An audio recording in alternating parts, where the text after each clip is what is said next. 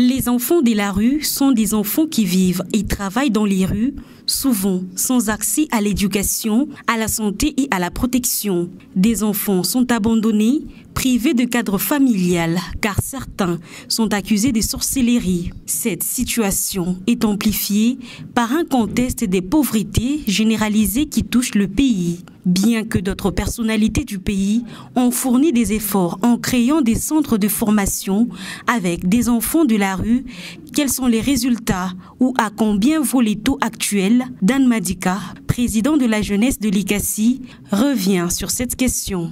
Aujourd'hui, on célèbre la journée mondiale des enfants dits de la rue. C'est en réalité des enfants qui sont en rupture familiale, dont les causes sont multiples. Ici, pour que nous puissions avoir peut-être des chiffres exacts en termes de taux des enfants de la rue dans la ville de l'ICACI, je pense que les services des affaires sociales est beaucoup plus attitrés.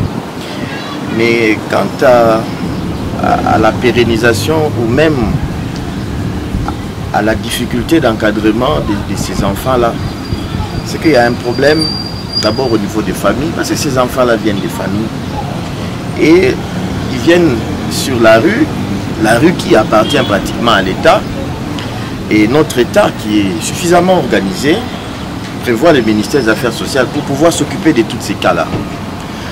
Mais nous constatons seulement qu'il y a des politiques publiques en cette matière qui manquent. Et ici, ce qui est très souvent fait, ce sont des centres de rééducation, des centres de prise en charge, parfois pour des formations professionnelles, parfois pour une rééducation, parfois pour une réintégration, aussi parfois pour une prise en charge psychologique, parce que les causes pour lesquelles les enfants se retrouvent dans la rue sont multiples.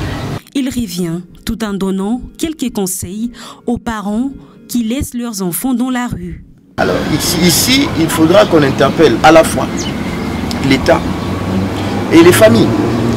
L'État parce que c'est l'État qui donne l'impulsion, et l'État dans son organisation prévoit ça, des centres de rééducation. J'ai eu le privilège de prendre part à l'élaboration du PDL de la ville de l'ICACI 2025 à 2029. Il est prévu la construction des centres de rééducation. Nous pensons que cela sera fait pour que ces centres puissent accueillir ces enfants-là avec un accompagnement. Parce qu'il ne suffit pas de construire, mais il faut accompagner. Parce que vous allez vous rendre compte que par le passé, il y a eu des gens qui ont initié des projets du genre, mais ces projets n'ont pas fait long feu.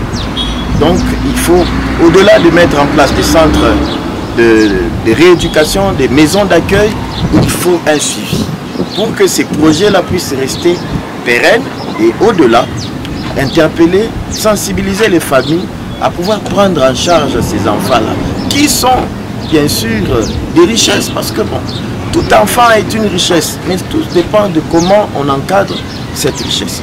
Signalons également que d'autres personnes utilisent ces enfants de la rue, communément appelés chéguis, pour leurs propres fonds. Le gouvernement congolais doit fournir des efforts pour remédier à cette précarité à laquelle sont exposés ces enfants.